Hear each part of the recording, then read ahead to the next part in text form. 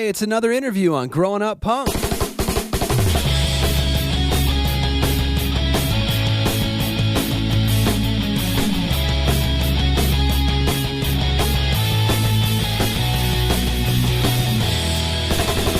So on this episode, Aaron had the chance to sit down with a guy by the name of Dan Thomas. Now, Dan Thomas, as you'll find out, played bass in a band called The Undecided.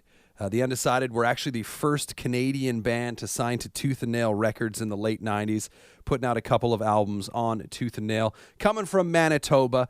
Anyway, I'm not going to waste much more time going on about that. I am going to tell you, go follow us on our social media accounts, at Growing Punk Pod on Twitter, at Growing Up Punk on Instagram. You can find Aaron and myself on there as well. Without further ado, though, it's Aaron chatting with Dan Thomas from The Undecided. Yeah, so let's just start right from the beginning. How did you get into music? What was, going on in your life at that time? What were some of the things that were influencing you? Man, for me, I was always into music growing up, always just kind of gravitated to it, I think, really enjoyed it. But I had a stepdad that played live music, and that was his job for a good chunk of my life. And all his brothers play music, and so I was kind of around live music growing up, and I loved it, and got a little bit older and tried to sort of learn to play a little bit of guitar, I guess. And then I actually, I never did it too serious, but I graduated high school and moved away, and then when I came back to the town that I was living in, I'd found out that some friends of mine, they were a little bit younger than me, so they were still in high school, but they had started a band for a talent show, and after they'd done that, they decided that they still wanted to kind of keep doing it and have a band, but they needed a bass player, and so I just kind of said, well, I'll learn to play bass. Let me try, Yeah, that's awesome. And it kind of just, that's, I think, what got the ball rolling for me. And do you remember what that first band was called? Yeah, we were called Gooch. Nice. You know what? I think from that's Landmark, Manitoba. I think that's the first time I saw you play music. If you were playing with them at Youth Encounter, that would have been, I don't know what year that would have been, 2000 maybe. Would have you been in the band at that time? You know what? Undecided did Youth Encounter. Gooch never did. Oh, are you sure? No, I'm pretty sure. I know we did. Could it have been Joe's place in Moose Jaw? Well, because I remember being at Youth Encounter. That's where I first met Cliffy Hyde, who was playing in Arch Rivals, and I'm almost positive that Gooch played as well. Maybe it was a different year, but I mean, either way, that's a band that maybe not many people would know of, but that's funny. Well, and when I was done playing with Gooch, though, they kept going, so that could very well be. And then they went on to kind of reform and become the home team. Right. Yeah, that's right. Yeah, they were a cool band. And they were a great band. Yeah, they were a really cool band. I keep bugging those guys that they should get together again. Most of them are, in Manitoba, and I don't think doing too much with music, but I really think they should be. Yeah, for sure.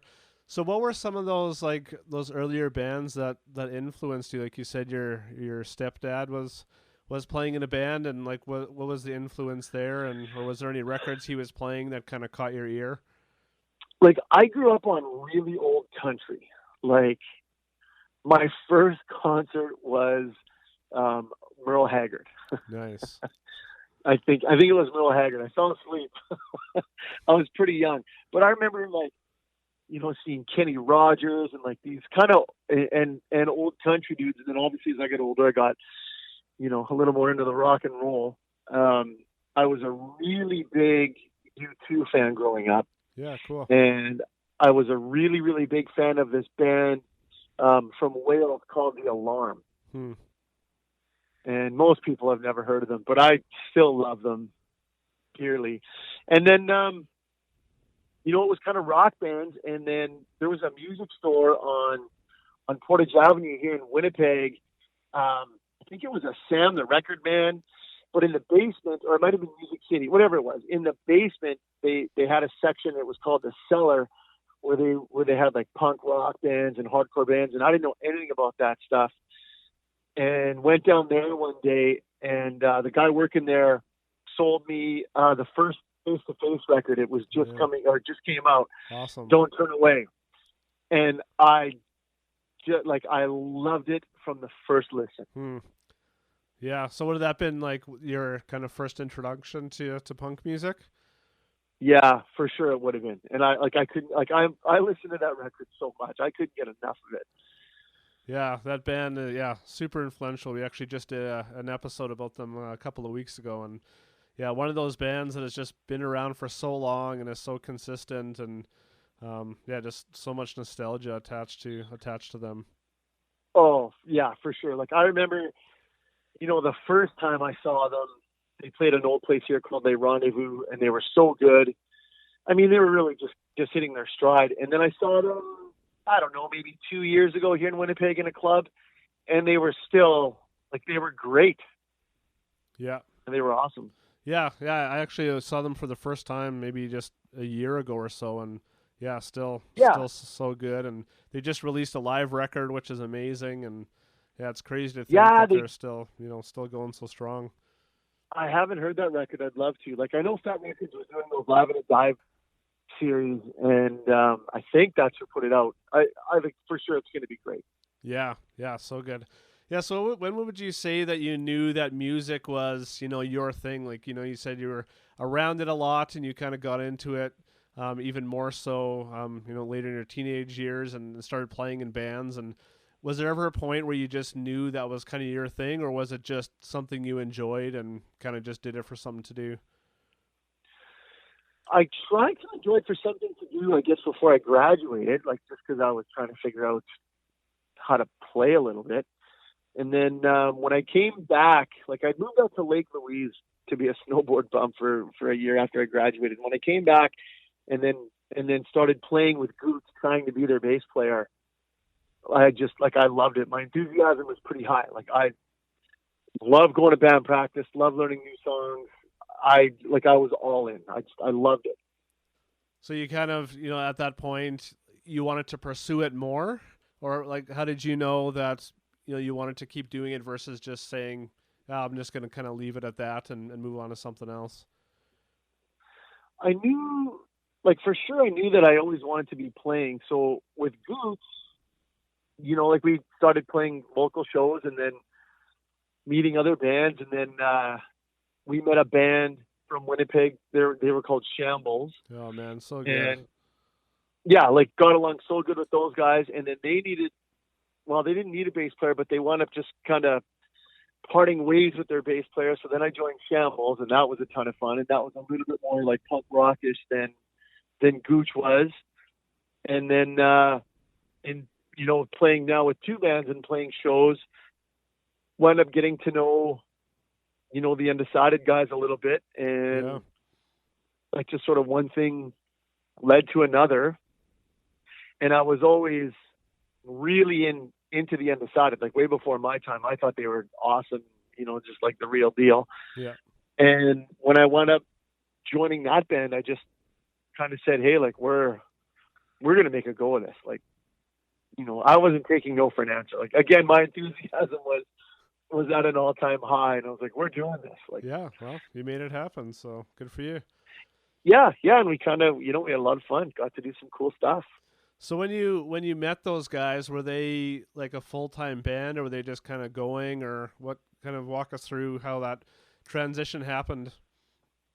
So those guys formed when they were in high school, and they toured. This is before my time, but they toured the U.S. I think the year before they graduated. Oh wow! Was the first time they ventured out and toured, which is crazy to think about it now. Back in the day, they're just 4 kids from Steinbach, Manitoba, with no internet. Right. It's phone calls and figure it out. Yeah. So were they signed at that point or not yet? No. So they weren't signed. They had recorded I don't even know if they'd done their CD yet. They might have done their first CD or for sure some demos. And then they put that out. They were doing their thing locally in Winnipeg. I really liked that band. and then they parted ways with that bass player. I don't think it was a bad thing, just for whatever reason. I don't know, he wasn't into it or somebody wasn't into it. And like, they're still buddies. And then a different guy joined, a guy named Chris, and he played with them for a while. And that's probably when I really started to get to know them. And then there was a bit of an incident with him, and it looked like things weren't going to go that good moving forward. And so the drummer showed up at my work the one day, like, you know, he was trying to be like super DL and was like, hey man, like, I can't tell you what's going on, but learn these songs and, you know, like, I'll bug you next week kind of thing. And I was like, okay, like, well, okay, you know, whatever. And then, you know, was figured obviously something with potentially me joining a band, and was pretty excited about that. And then one thing led to another. In pretty short time, I was, you know, asked if I wanted to join the band. Yeah, well, that's really cool. And how did it work with you guys? You know, was it a conscious decision that, you know, we're going to make this thing work, we're going to try to get signed and tour, or was it just, hey, let's throw, you know, a demo out there, see what happens, and kind of tour a bit more? What were the thoughts kind of going on at that time? I think it was for sure in their minds, even before I joined the band, to potentially make a go of it. Like, they had sent some songs to Fat Records, and I think back then Fat Records used to have like a response sheet with like a checklist. And like, yeah. You know, the top check mark would be like, you guys are the greatest. Like, well, I'm flying you down to San Francisco and signing you. And the bottom checklist would be like, you know, don't ever contact us ever again. And I think they got pretty good feedback from that label. And then when I joined, again, you know, just bringing a different enthusiasm and excitement to the band, we started talking about Tooth and Nail. And I think the focus of the Undecided at that point had shifted and was starting to be, you know, a little more of a Christian band and less of, you know, there were some incidents in life that led those guys to take a bit of a break and then come back together with a renewed value and look on life, I guess. Yeah. And so Tooth and Nail was, you know, like, that was something that we had talked about. And there was also another band from Steinbach called Officer Down. Yeah, and right. Our drummer, like, so Steve played in Officer Down. Yeah. Don Paul played in Officer Down. So I don't know, it must have been like the first summer that I was in the band. We had submitted demos to Cornerstone, thinking, you know, if we can, then we'll go and we'll play. Yeah. And Officer Down did the same thing. And so we both get letters back. Officer Down gets their letter, and it's like, yep, we want you guys for sure. Here's your slot. Undecided, it's like, thanks for submitting your demo. We're not interested. So Matt, our singer Matt, and I were kind of on the outside looking in going, oh man, like, you know, in our minds, Officer Down is like, they're the next big hardcore band. Like, yeah, I still think, honestly, those guys were kind of ahead of their time. Like, they were just doing their thing that, I don't know, it wasn't really like much else, I don't think, going on at the time. So we really figured that was going to be it. But we went down anyway with those guys and probably pretended to be supportive. And then so Matt and I had said, hey, like, let's see if we can get on the impromptu stage. And I brought demos and stuff down and met a couple different bands. Slick Shoes was one of the bands that we kind of just bonded with right out of the gate. Yeah, awesome. And their drummer Joe had listened to our demo, and I saw him the next day, and he kind of flagged us down. He was like, hey man, like, I listened to your stuff, and like, he's like, dude, I love it, man. Like, are you guys gonna play?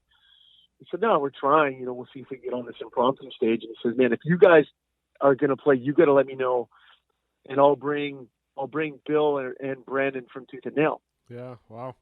And we were like, okay, like, that'd be cool. So we wound up getting on the impromptu, and Joe came with Billy Power. Yeah, crazy. And it just kind of, that got the whole thing rolling. Like, we played, and Bill was like, hey man, like, loved it, like, really loved it.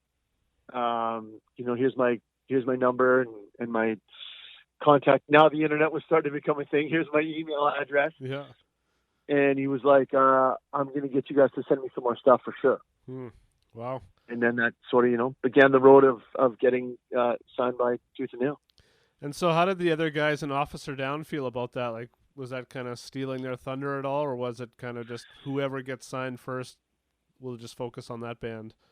I don't think so. Like, I think they were all pretty cool with it. Like, they had a great show down there too, and it seemed to have some attention. So I think they were still just ready to do their thing if the opportunity came. And I think we were likely a little bit more aggressive with it. Like, right. As soon as Bill said, send me more songs, we were like, okay, well, let's go record some songs. Yeah. Let's get on it. And, I don't know, like Officer Down, I think had just put out a full-length record. I think my timelines could be off. Yeah. So there probably wasn't a ton of new stuff for them to start recording. Right. And Undecided had some songs kind of in the can, ready to go and ready to record. And yeah, I don't know. One thing, we all got back home. We left Cornerstone, and I think Officer Down. No, they might have toured on the way down there or played a couple shows on the way down there. And then, we all just sort of came home and, I don't know, did our thing. And they still did their thing. And one thing led to another. And we wound up signing. I think some of the Officer Down guys started moving away, and some of them had other projects going. So it wasn't like a negative where they just had decided, nothing's going on, we're out of here. I think they all sort of had other ideas as far as what they wanted to do in life too, and were still sort of doing what they thought they had to do to make those things happen. So were you guys super pumped about the Tooth and Nail thing, or was it a dream come true, or was it just, yeah, cool, let's give this a go and kind of see what happens? Yeah, I think a bit of, for sure, we were excited. There's no doubt. We were super excited about it. We were the first Canadian band that they'd signed. So, and I remember being so was stoked really about cool. that too. Yeah, us too, man, for sure. So we were super excited and kind of figured this is, you look back now and you laugh. It's like, yeah, this is it. We're going to be on Tooth and Nail. So we're going to sell tons of records and we're just going to tour forever. And how soon did that reality hit you that maybe it wasn't exactly what you thought it would be? I don't think it took very long. And it's not that it was bad, it just, you start, our first tour that we did kind of under the Tooth and Nail thing was I think it was 3 months. Wow. It was so long, and we were home for I don't know, 5 or 6 days or something in that 3-month window. We toured with Dogwood. We started in California, I think, went all the way up to Alaska. Wow. Came across Canada, played in Winnipeg. Those guys drove home. We stayed home for, I don't know, a week or whatever it was. And then we met them somewhere else. I can't remember where we started. It might have even been back in California. And then went back out for another 6 weeks. It was unbelievably long. And did that, were you guys wanting to be on the road that much, or was that more than you'd kind of bargained for? I think that we thought that we did. We were excited to do it and get it going. You start to learn the ins and outs of being in a confined space with your 3 best buddies for that period of time, and everyone has good days and bad days. And it wasn't it wasn't fighting, but you start realizing, because we didn't really, I hadn't really toured, I'd gone away with the other bands for weekends and things and had the best time doing it. But now suddenly you're missing, I don't know, your buddy's birthday or your buddy's wedding or your buddy, and those things we kind of always said, you'll never accommodate everybody. If you start deciding, okay, well, I got to be home on this date for this thing, and this guy's got to be home on this date for that thing, it's well, you're never going to be on the road. Yeah. Yeah, and I think that's one of the biggest misconceptions about, getting signed, especially when it's it's a big label. You're still essentially nobody. Like, yeah, you might have some more promotion and you have the logo on the back of your CD, but it's not like that means, hundreds of people are coming to your shows and it's just so worth it all of a sudden. Like it's a grind, and yeah, like you said, it kind of reality hits in and you kind of realize like, okay, am I really in this, or is the exactly. And you're still playing shows where, at the end of the night, some promoter or some dude is like, like the club cost this, and he's like, so, I give you guys $25. It's like, what? Yeah.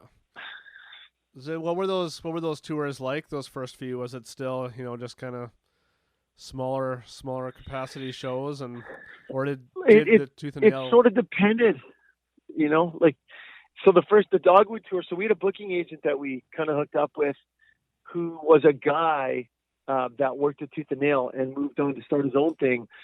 Chad Pearson started this group called the Militia Group. Yeah.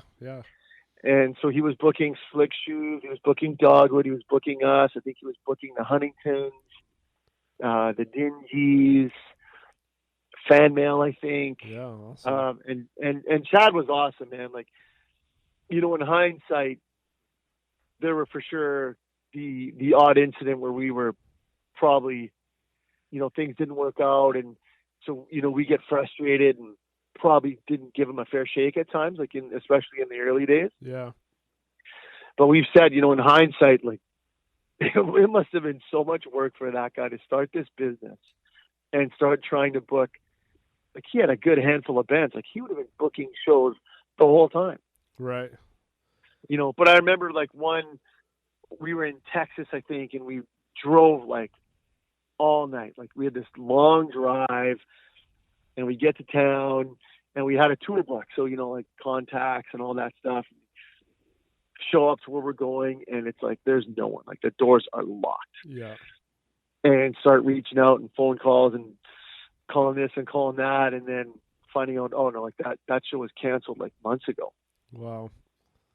And we're like, oh, okay, like, super glad we just drove 15 or 16 hours or whatever it was to get here for nothing. Like, those are hard days. Yeah, well, for sure.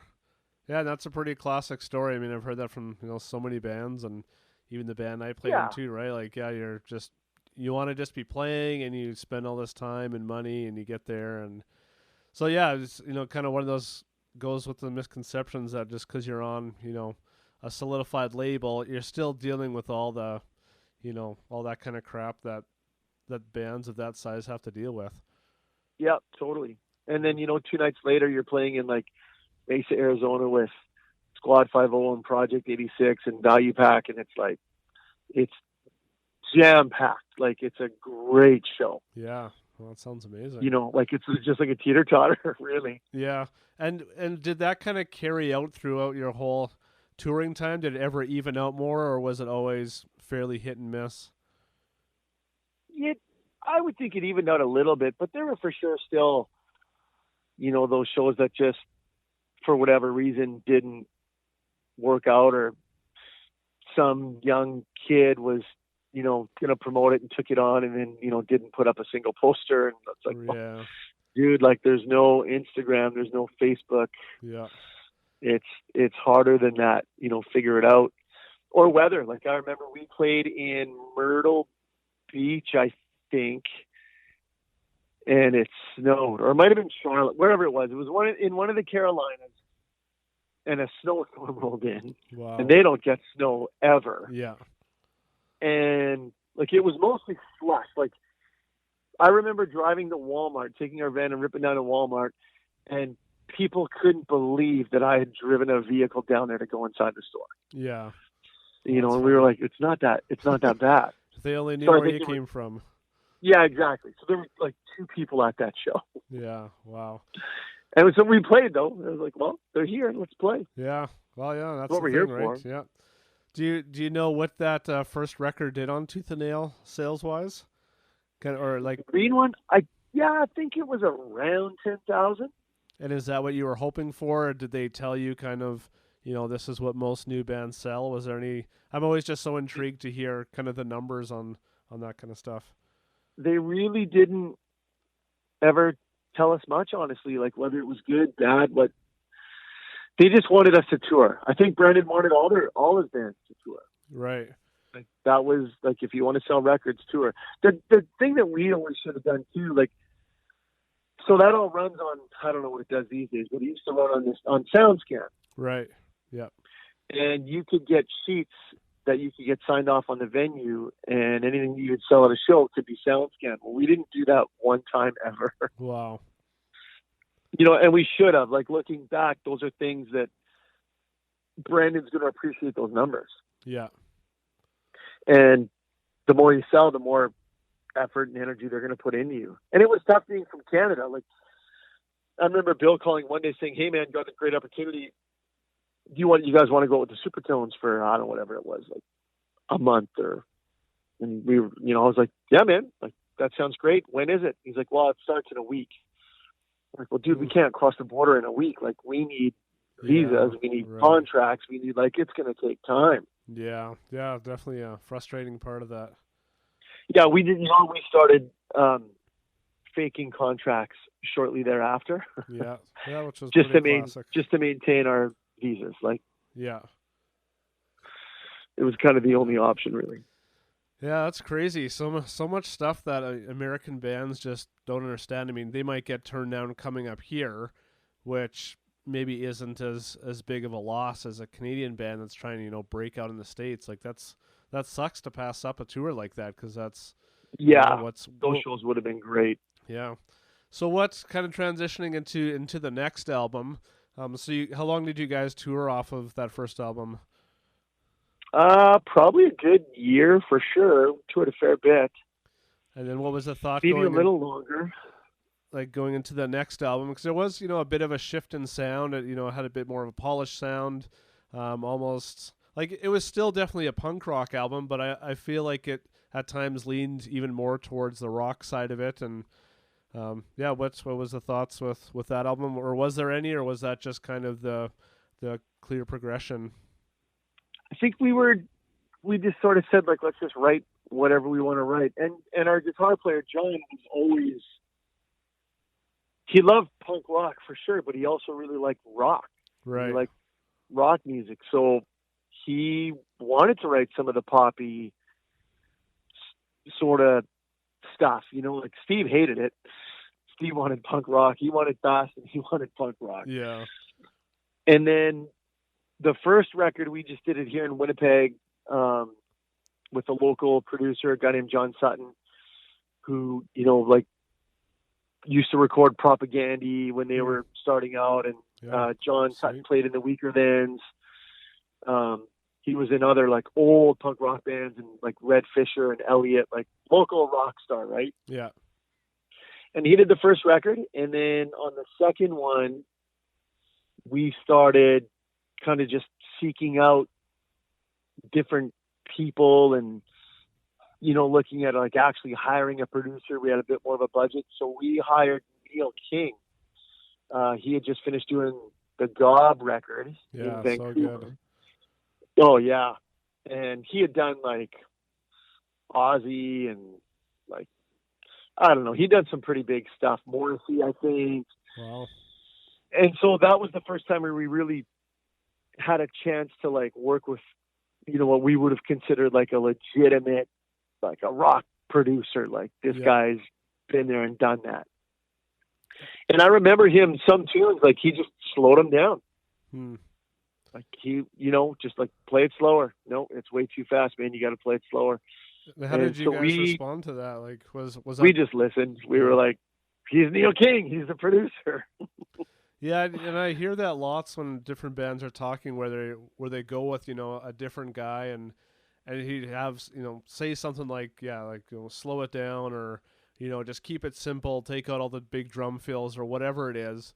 And bands kind of, they take that because, they understand this producer has lots of experience, but then years down the line, they kind of realize that, they don't really like that record. They should have just gone to someone who, just would have kind of kept the energy alive. And guess it's Right. just part of learning, and you want to branch out and do something else, and I guess sometimes it Yeah. works for you, and sometimes maybe it doesn't. Not saying it didn't, but I've been in a similar instance as that, and it's kind of a frustrating place to be.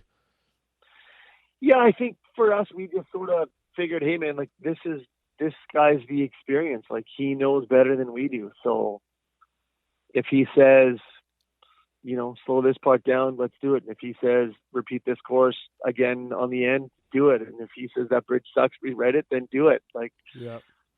we just figured, he knew best, and it's a fresh perspective. Like, you write songs and then you practice them and you feel like you're ready to go, and you've heard them a million times now, and now you've got what you would consider experienced ears, giving them a go. Like I remember he walked into the studio on the first day. First it was like freezing cold, and he couldn't believe it. I think he was living in San Francisco at the time. Oh, okay. So the cold was just, it was killing him. Yeah. But he walked into the studio and into the room, into like the live room, and he started clapping and like listening and kind of, deciding like, put the drums here. And like we've never seen anyone do that. We like this guy knows what he's doing. Like, he's the real deal. Look, he's clapping. That's the true sign of a great producer. Knows how to clap. Well. Yeah, if you can clap in the live room and decide where you want to put the drum kit, he's your guy. And did what was Tooth and Nail's thoughts on that follow-up album? They were cool with it. Bill was excited about it. Bill always really liked us, and I think we all feel like he was pretty supportive.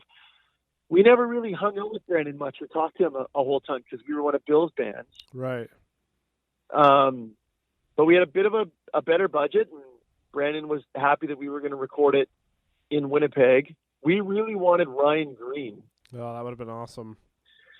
And I don't remember if it was, I found his number and I cold called him and I left him a message. And so he called me back, we talked, and then I think, and I don't want to mix it up, but I think we hadn't done the second record yet, and he kind of was thinking maybe like we'll do the third record maybe with Ryan, like okay, like let's keep Neil and let's do it in Winnipeg because Canadian dollars probably and the American dollar goes a little further and we're going to save money. Yeah. But then I remember, then all of a sudden so he was pretty stoked that I'd been talking to Ryan Green, and I gave him Ryan's number, and then Dogwood did a record with him like right away. Oh yeah. And I remember thinking like, what? Dang. Like, didn't I do the legwork on this? Yeah. But of course he was going to get Dogwood to do a record with Ryan Green right away. Like, Dogwood sold records, man. Dogwood did well. Yeah. They were busy, hardworking, busy band. They totally deserved to do a record with Ryan Green. Yeah. And what record was that for Dogwood? Was that it might have been More Than Conquerors. Oh, okay, I was gonna say yeah. Yeah, well, Yeah. I guess that's how it goes sometimes, right? In music, you get something lined up, and then it can just shift so easily, and Oh, for sure. well, especially when it's your friends taking it too. It's like, okay, we're happy for them, but it's cool to think what that might have been had you guys gone and worked with him. So yeah, for sure. I guess. Yeah.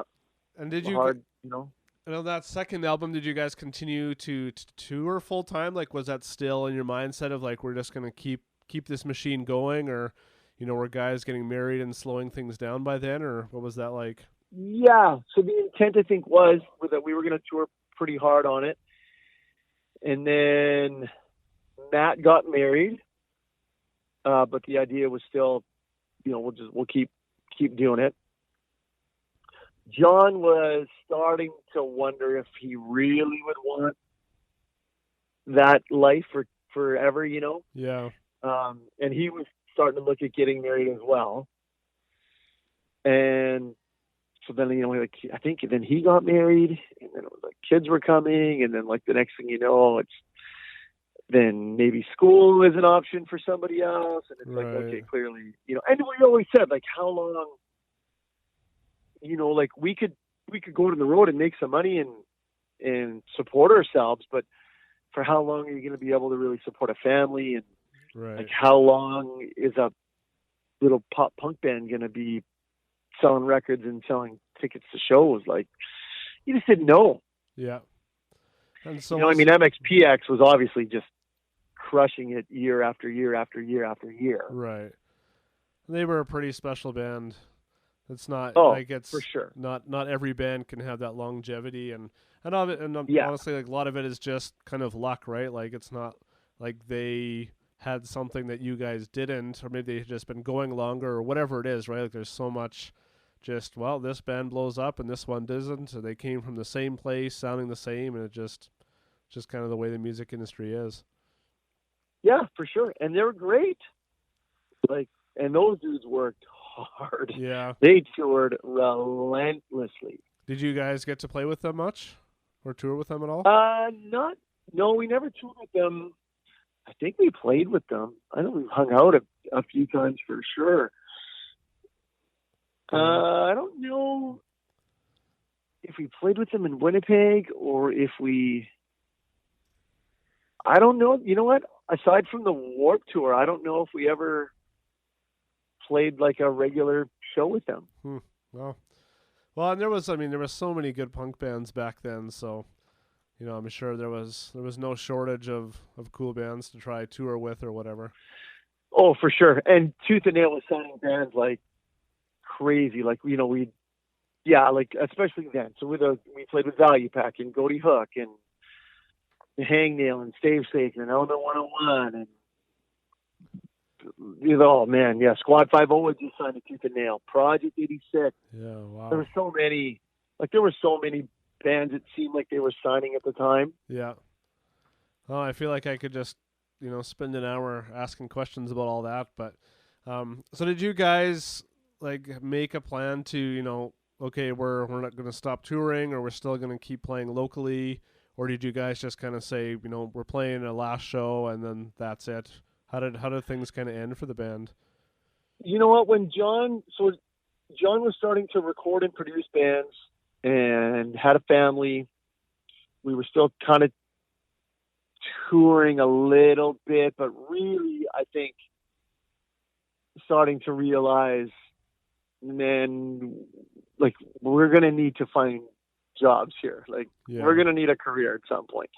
And then Steve still really wanted to play and tour, and so he jumped in with Figure 4, local hardcore band, and they were like doing their thing and doing well.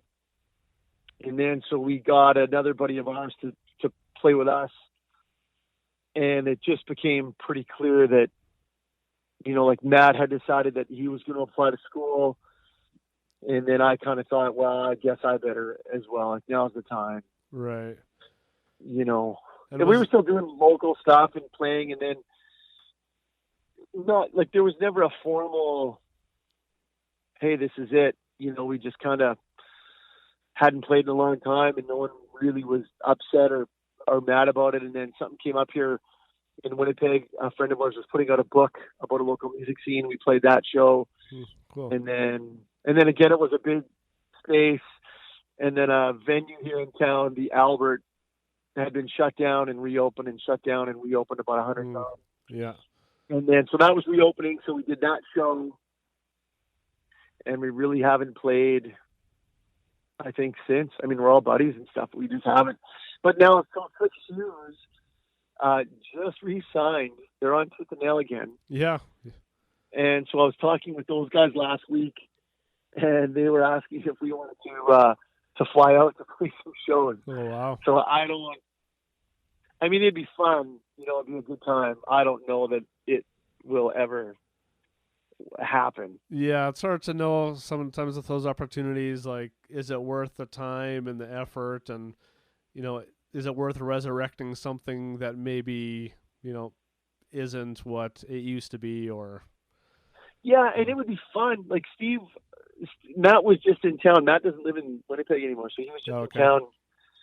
I was out with him, and then Steve joined us later on, and I told those guys that I talked to some of the Slick Shoes guys, and they were into the idea.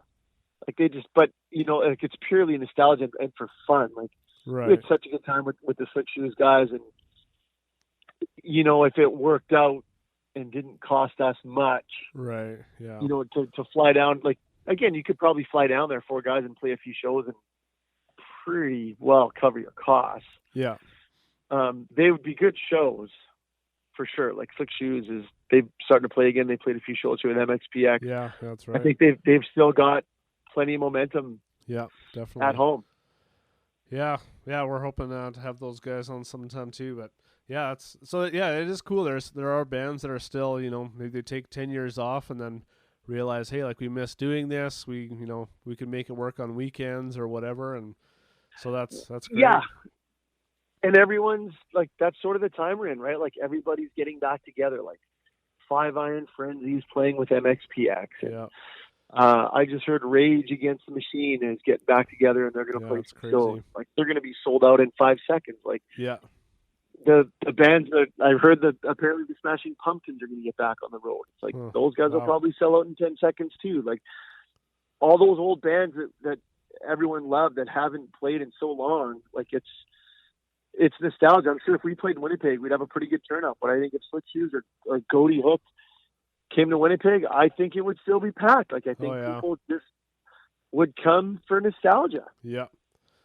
Yeah. So were you like pretty bummed out when you guys kind of decided you weren't going to tour and pursue the band anymore, or had you kind of accomplished what you'd kind of set out to do? No, I mean, like sort of, I suppose. Like I really still wanted to just be playing music. It didn't have to be that we were touring, and it didn't have to be that we were trying to sell a bunch of records. I just wanted to play. And as everyone got busier, like that wasn't even really happening. Like, you'd send out texts or talking like, oh, we should get together and just like horse around and we'll just jam. And it just seemed like it never worked. Somebody had something up. And again, now like people are, and then like Steve's married and now there's kids. And it's like, yeah, it's pretty difficult. And John's job is like he works evenings. Like he's a producer and an engineer. He owns a studio. Yeah. Yeah, so it's a bit more difficult to just take off. Yeah, often he's working into the night. And of course, he's got a family. So if he's got a night off, he might have something that the kids have something up, or he's going to want to spend some time with them. Yeah, definitely. Yeah, man, I feel like there's more we could go into. My kids are home here, so they're going to start tearing the place apart. But yeah, I thought we'd just finish. Maybe if you want to go through maybe your top 3 punk records, that would be really cool. Oof, I'm going to say, oh man, putting you on the spot. Well, you mentioned the face-to-face ones, so I'm assuming that's one of them. I'm going to say just because we already gave it honorable mentions, now I'm going to skip it, but it would be in there. But Strung Out, Twisted by Design was, I just thought it was just genius. Yeah, another band that's still and we going played, strong. Yeah, like I don't know, we played a handful of shows with those guys when that record was out. Crazy. And it was like, man, so good. The No Use record, More Betterness, was for sure.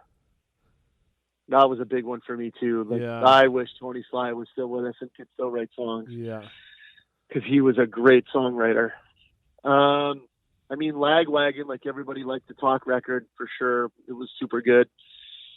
Oh man, there's a few though. Like, and to be honest with you, like the Enema of the State was. Oh yeah. Like, man, I listened to that summer. I listened to it a ton. Yeah, well, that was pretty hard not to. It was everywhere. Brilliant record, and it was. Yeah, it was everywhere. Such a good record. Yeah. Do you find those would be up there? Yeah, those sorry. Would be up there. Okay. Those ones would be up there for sure. And are those records that you still find yourself, like pulling out and listening to? Are you still, into listening to that kind of music enough where you can enjoy it and appreciate it still? Yeah, I totally do. Yeah. I listen to those records all the time still. Right on. Yeah. Yeah. Yeah, I love hearing that because so many of my friends, they just kind of grow out of it, or I don't know. I think there's something really cool about just kind of sticking with something, you know, that impacted you so much, and you know, just still being able to enjoy it for what it is, and yeah, brings me much joy. Yeah, I still haven't listened to the new Lagwagon record. I need to. I've heard that that's out. And yeah, well, this year, yeah, there was new Lagwagon, new Strung Out, new Good Riddance, Face to Face Live. Like, yeah, man, so I'm just Good in my Riddance glory. we just played with those guys. My other band played with those guys, like, I don't know, a month ago, whatever it was. And, man, they So were still, hey? flawless. Man. Yeah. They were so good. I was bummed out that they came to Winnipeg, and then it was just kind of like a one-off, like, festival or something, right, at the Park Theater? Yeah, they did like a South Osborne, like Osborne Street. They do like a South Osborne Street festival. And so they flew them in for that. I think it was them, and then the next night was the Cancer Bats. Okay. They were so good. Yeah, man, I wish I Gracious, could come out for that. great dudes. Yeah, they were awesome. Yeah, well, that must feel cool knowing that, you know, you were a part of that scene, you know, whether you got as much exposure as those bands or not. But, you know, when I think of that, you know, late 90s, early 2000s punk, like the Undecided is there with the biggest and the best of them. So good, Oh, wow. good on you guys. Thanks, man. And I mean, you know, Thanks coming, for saying that. you know, I'm from Dauphin, Manitoba, and so, you know, not too far from Winnipeg, and so to have, you know, a Manitoba band signed to my favorite record label, and you know, be putting out records with all my favorite bands, like, yeah, it was. And I know I'm not the only one. There's lots of us that, you know, highly regarded you guys, and so thanks for being a part of that. Oh, it means the world every time. It's you never get tired of hearing that, for sure. It's humbling, but it's appreciated to hear it, for sure. Well, that's going to wrap up another episode of Growing Up Punk. Thanks again to Dan Thomas from the Undecided, chatting with Aaron there. Again, wherever you're listening to this podcast, you can find it wherever you find podcasts. Make sure you rate it, you review it, you subscribe, you tell all your friends. Help us spread the word of Growing Up Punk. And if you've got, you know, any artists that you would like us to discuss, maybe try to get in touch with, to interview, that kind of stuff, let us know. You can follow us on our social media platforms. We're on Facebook. Just look up Growing Up Punk. We're on Twitter at Growing Punk Pod. We're also on Instagram at Growing Up Punk. Aaron is on Instagram at Aaron Grew Up Punk. And myself, David, I am on Instagram and Twitter at David Growing Up. That is going to do it. So bye-bye.